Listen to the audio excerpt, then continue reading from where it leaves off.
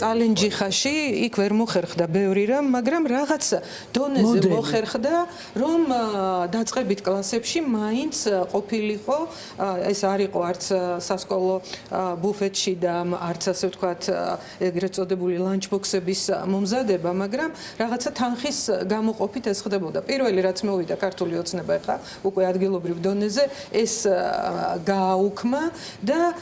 ყველა მუნიციპალიტეტში, სადაც ხდება შეთავაზება მათ შორის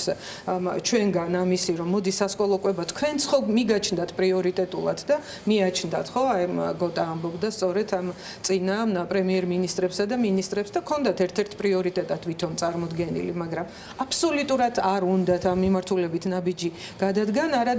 არა მარტო ესეთ ქვეყნებში, ვთქვათ, ბრიტანეთი იქნება თუ ფინეთის სისტემა იქნება თუ ამერიკის შეერთებული შტატები თუ იაპონია, ჩვენს მეზობლად სომხეთმა ძალიან კარგი პრაქტიკა წამოიწყო და დანერგა ამ მიმართულებით, როცა სკოლაც სარგებლობს და ჩვენ რომ ვამბობთ, რომ ბავშვები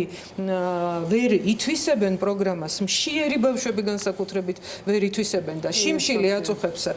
შეძლებული ოჯახის შვილსაც და სოციალურად დაუცველ ადამიანსაც და როდესაც შეძლებული ოჯახის შვილი მიდის და ჩიპს ყიდულობს, ეს არ არის პრობლემის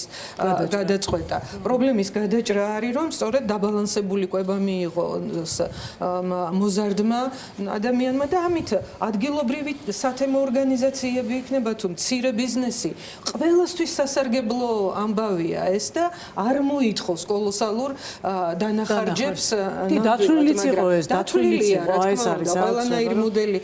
საწყის ეტაპზე მცირე კონტინგენტიან სკოლებში ეს ყველაფერი დათვლილია და გამზადებულია, შეიძლება ითქვას პოლიტიკური ნება ჭირდება.